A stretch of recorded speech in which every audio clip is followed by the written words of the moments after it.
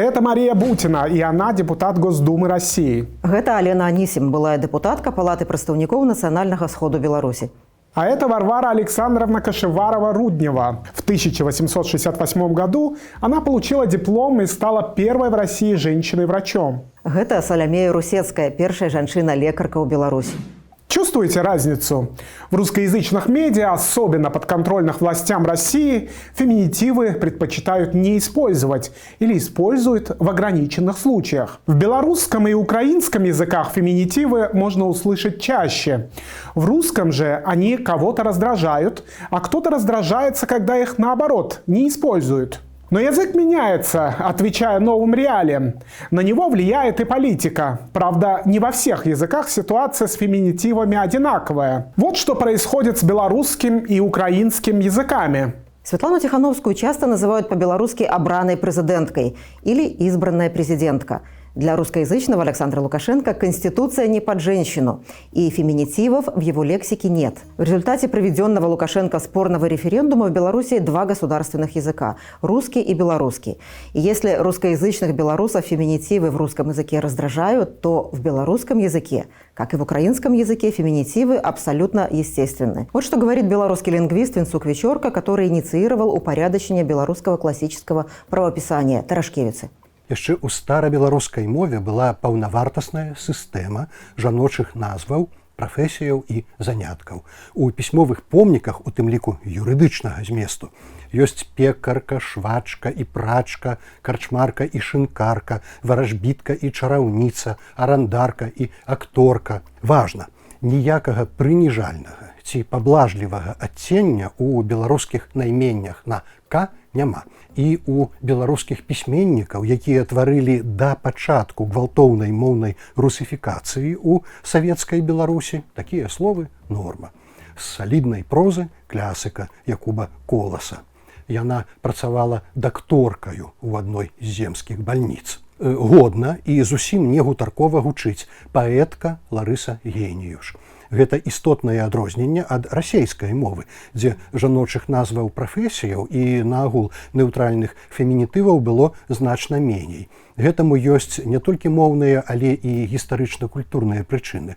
Так, статут Вялікага княства Літоўскага, які рэгуляваў права Беларусі з 16 стагоддзя, гарантаваў жанчынам мноства правоў, напрыклад, права не быць выдадзенай замуж супраць волі. У савецкі час фемінітывы з беларускай мовы выціскалі пад уплывам расейскай мовы і савецкіх уніфікатарскіх стандартаў.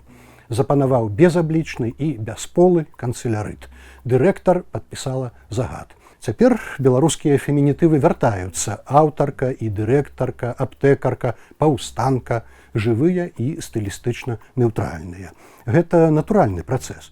Лукашенко, представители его режима, силовики говорят по-русски, соответственно, без феминитивов. А в соседней с Беларусью и Украине феминитивы активно используют президент Зеленский, депутаты, министры, военные и все общество в целом. И здесь дело не только в лингвистике, говорит главный редактор Украинской службы радио «Свобода» Ростислав Хотін. Українська мова повертає фемінітиви з трьох причин.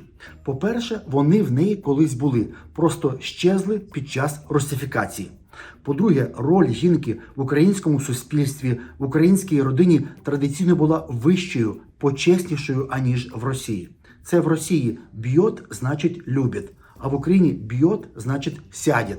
Далі, це також шана жінкам за їхню роль в обороні України проти російської агресії. Жінки волонтерять, жінки допомагають фронту, жінки самі воюють. Навіть день тепер називається День захисників і захисниць України. І захисниць. Вже нікого не дивує, наприклад, політикиня, аналітикиня, народна депутатка, нардепка. Є, звичайно, і труднощі. Наприклад, посол. Не послиця там, чи послиня, чи посолка. Просто поки що вирішили пані посол. В отличие от белорусского и украинского языков, русский оказался менее гибким и более подверженным контролю со стороны государства. Давайте рассмотрим русский кейс. В настоящее время использование или неиспользование феминитивов в русском далеко не лингвистический вопрос. Российские политики неоднократно выступали против таких слов. Так, в разговоре с «Осторожно медиа» депутат Госдумы России Виталий Милонов высказал мнение, что на уровне государства пора прекратить измываться над русским языком. Он отметил, что феминитивы должны быть признаны экстремизмом, как минимум в сфере грамотности.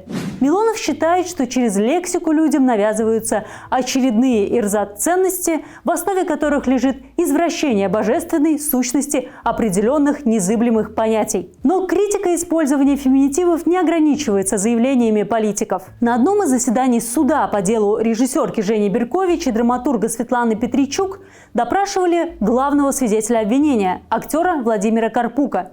Он ставит в Нижнем Новгороде патриотические спектакли и называет своим учителем Михалкова. Он заявлял, что факт использования феминитивов Жени Беркович работает против нее. Далее его цитата. «Евгения себя называет режиссеркой. У нас все-таки в дипломе написано «режиссер». Это феминитивы. Все это деструктивно». Как утверждают ученые-лингвисты, язык – это живой организм, который реагирует на изменения в обществе. В конце позапрошлого века развитие общества привело к тому, что женщины начали массово осваивать профессии, традиционно считавшиеся мужскими. Тут-то и пригодилось все богатство суффиксального фонда. Но нынешняя российская власть предпочитает навязывать иное. Если со славянскими языками более или менее все понятно, то с тюркскими, к которым относятся и татарский, и башкирский, далеко не так все просто. По крайней мере, не для тюркоязычной аудитории. Что можно сказать о феминитивах в татарском? Татарский, как и все тюркские языки, гендерно-нейтральный. Это значит, что категории рода в языке просто нет. Мужчины и женщины используют одни и те же глагольные формы и по отношению к разным полам обращаются одинаково. К слову, в татарском даже для обозначения местоимений «он», «она» и «оно» используется одно местоимение – «ул». При этом фем-активистка Дина Нурм из Фем-Кызлар в своем посте в Инстаграме отметила, что в татарском феминитивы все же представлены. Так, в татарской версии Википедии Белла Ахмадулина обозначена как «шахере», а Михаил Лермонтов – «шахер». Здесь нужно отметить, что поэт и поэтесса в татарском заимствованы из арабского, где есть категория рода. Поэтому феминитив «шахере» – поэтесса – это калька с арабского. Дина Нурм убеждена, что язык определенно влияет на восприятие реальности. Однако решить проблему женщин, которые в реальности никак не защищены государством, например, от семейно-бытового насилия или домогательств на работе, язык, к сожалению, в одиночку не может. При этом, по ее словам, если рассмотреть язык в вакууме, то да, грамматически татарский лишен гендерных маркеров. На нем, например, можно составить официальные документы или должностные инструкции, не имея в виду только мужчин. Это делает мир, формируемый языком, более инклюзивным для женщин и небинарных людей. Но даже если подчеркивания мужских интересов или мужской точки зрения в языке нет, оно по-прежнему может быть в словах, считает фем-активистка. Тем временем в мире технологий рекомендуется писать гендерно-нейтральным языком. В инструкции для контент-дизайнеров, UX-дизайнеров, продакт-менеджеров и специалистов по локализации подчеркивается необходимость использования слов, которые одинаково подходят для всех полов. Но вместе с тем нельзя не заметить, то, что еще вчера звучало резко и непривычно, сегодня воспринимается не так остро. Психологиня, депутатка, режиссерка, докторка и другие формы привычно мужских слов. Язык творят не на бумаге, не законами. У языка много авторов и авторок.